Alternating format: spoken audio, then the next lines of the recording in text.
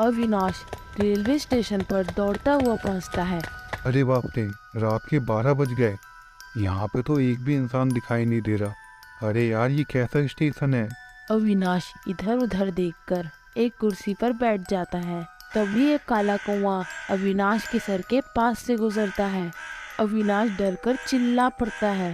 हट हट, वो ये कौवा कहाँ से आ गया? ये कौवा कितना डरावना है। और ये कौवा अचानक से यहाँ कैसे आ गया? कैसा अजीब सा प्लेटफॉर्म है। इंसान तो नजर आ नहीं रहे, और ये कौवा पता नहीं कहाँ से आ गया। चलो एक बार अंदर चल के देखता हूँ, क्या पता वहाँ कोई हो। अविनाश स्टेशन के अंदर जाता है। कितनी गंदगी है इस स्टेशन पे। ऐसा लग रहा है सालों से इस स्टेशन पे कोई आया ही नहीं है। एक भी लाइट ठीक ढंग से नहीं चल रही, सारी बंद चालू हो रही है। कितना अजीब माहौल है यहाँ।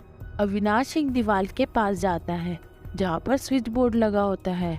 अरे इसे ऑन करके देखता हूँ, क्या पता कोई सी लाइट ठीक ढंग से जलने लगे और कुछ उजाला हो जाए यहाँ पे। स्विच ऑन करते ही सारे बल्ब एकदम से जलकर फूट जाते हैं। ये क्या हो गया? ये तो सारे के सारे बल्ब भी फूट गए। अरे भाई, क्या हो रहा है यहाँ?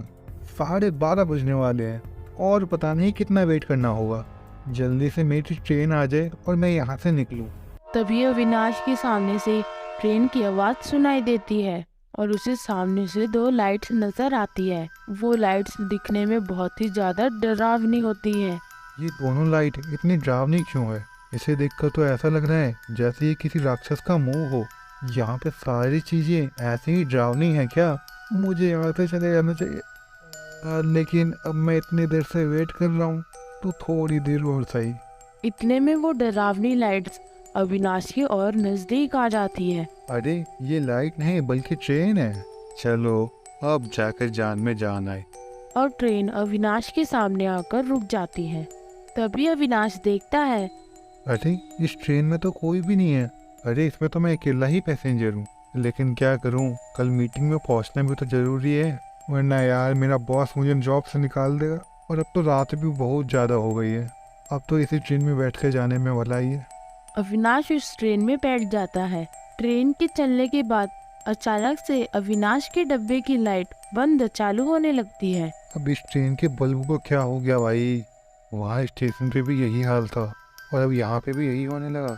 अविनाश इन चीजों को समझ ही नहीं पा रहा था कि तभी अचानक से उसका बैग नीचे गिर जाता है। अरे भाई, ये सब क्या हो रहा है? अब ये बैग कैसे गिर गया? तभी ट्रेन का डब्बा जोर जोर से हिलने लगता है और अविनाश डिब्बे में इधर उधर गिरने लगता है। अरे बचाओ, अरे कोई है यहाँ पे? अरे बचा लो, ये ट्रेन ऐसे क्यों डगमगा रही है? अरे बाप रे, आज तो मर गया रे। अविनाश बहुत ही डर जाता है और मदद मांगने के लिए आगे भागता है।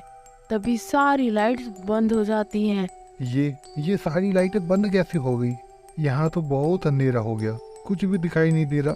हे माता रानी, तू ही बचाएगा मुझे। तभी थोड़ी ही देर में ट्रेन की लाइट ऑन हो जाती है और अविनाश को अपने सामने एक छोटी बच्ची दिखाई देती है। लेकिन वो अविनाश को देखकर भाग जाती है। ये छोटी सी बच्ची कौन थी और ये मुझे देखकर क्यों भाग गई? देखता हूँ आखिर ये है कौन। अविनाश उस छोटी बच्ची के पीछे जाने लगता है। तभी ट्रेन की लाइट फिर से बंद हो जाती है। ये लाइट फिर से बंद हो गई। अरे कुछ भी नहीं दिख रहा। एक काम करता हूँ, यहीं बैठ जाता हूँ। और उसके बैठते ही लाइट्स आ जाती है और उसकी आंखों के सामने ही वो लड़की गायब हो जाती है। अरे ये क्या? ये लड़की कैसे गायब हो गई? अभी तो वो यहीं थी। मुझे यहाँ से जाना होगा, यहाँ कुछ भी ठीक सा नहीं लग रहा है। अविनाश ड्राइवर के दरवाजे के पास जाकर दरवाजा जोर जोर से पीटने लगता है, लेकिन उसे वहाँ से कोई जवाब नहीं मिलता। तभी वो वहाँ लगे छोटे से शीशे में से देखता है। ये क्या? ये ड्राइवर तो मर चुका है। अरे इसे तो किसी ने मार दिया। अब मैं क्या करूँ? अब क्या होगा? हे भगवान, मेरी मदद करो। अविनाश डरकर एक डिब्बे के कोने में बैठ जाता है और आंखें बंद कर कर हाथ जोड़कर प्रार्थना करने लगता है। हे भगवान, अब आप ही मेरी मदद करो या फिर किसी को मेरी मदद के लिए भेजो। मुझे यहाँ से कैसे भी करके निकलवा दो। इतना ही बोलकर अविनाश अपनी आंखें खोलता है। तभी उसे खिड़की के शीशों में से भूतिया बच्ची दिखाई देती है। ये भला कौन है? ये बच्ची कितनी भयानक है। अब मैं क्या करूं? डर कर अविनाश आंख बंद कर सीट के नीचे छुप जाता है। तभी कोई पीछे से अविनाश का पैर पकड़कर जोर से खींचता है और उसे जोर से दूर फेंक देता है। मर गया। किसने फेंका? अरे बाबा, आज तो मेरा परलोक जाना तय है। इतनी रात को इसलिए निकला था ताकि सुबह टाइम पर पहुंच सकूं, लेकिन अब तो मेरी जान ही चली जाएगी। हाय मेरी कमर। और ऐसे ही अविनाश दर्द से करहाता हुआ पास की सीट पर बैठ जाता है। तभी सामने वाली खिड़की का शीशा टूट जाता है और उसमें से एक चुड़ैल बाहर निकलती है। कौन हो तुम? और क्यों क्यों क्यों मुझे परेशान कर रही हो? बताओ मुझे। अच्छा, मैं परेशान कर रही हूँ, और जो तुम इंसानों ने मुझे जो परेशान किया उसका क्या? अरे मैंने तुझे कब परेशान किया? मैं तो आज पहली बार इस ट्रेन में आया हूँ। अच्छा, तू पहले मुझ पर जुल्म करेगा, फिर मैं तुझे उसकी सजा दूंगी। कोई मुझ पे जुल्म करे उससे पहले ही मैं उसका खात्मा कर दूंगी। ऐसा बोलकर चुड़ैल की आंखों से एक तेज रोशनी निकलती है जो विनाश के सीधे पेट में लगती है। अब वो दर्द से करहाने लगता है। छोड़ो मुझे, छोड़ो। ये क्या हो रहा है मुझे? तो मेरे बहुत ज्यादा दर्द हो रहा है। अब तू नहीं बचेगा मुझसे। तभी अविनाश चुड़ैल को चकमा देने के लिए बोलता है। अरे भाई, पीछे क्या खड़े हो? मेरी मदद करो, मुझे बचा दो इस चुड़ैल से। जैसे ही चुड़ैल पीछे देखने के लिए मुड़ती है, अविनाश वहाँ से भागने लगता है। अच्छा, मुझे चकमा देगा? रुक, अभी बताती हूँ तुझे। और वो चुड़ैल अचानक से अविनाश के सामने जाकर खड़ी हो जाती है।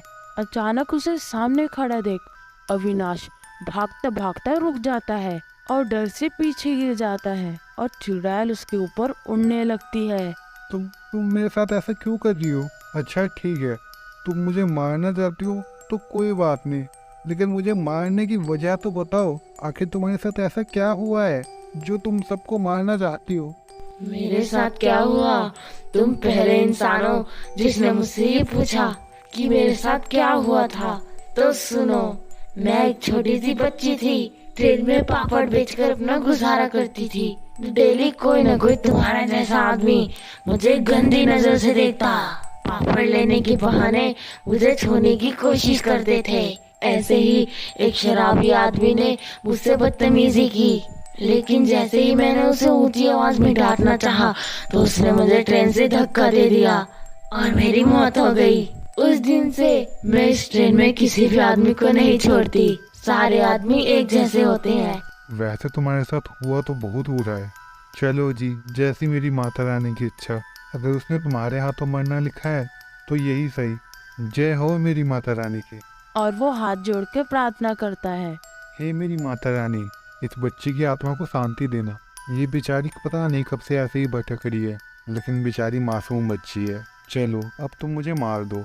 अविनाश को माता रानी से प्रार्थना करते देख चुड़ैल का दिल पसीज जाता है। तुम माता रानी को मानते हो? मैं भी माता रानी की पूजा करती थी और मैं तो तुम्हें मारने वाली हूँ।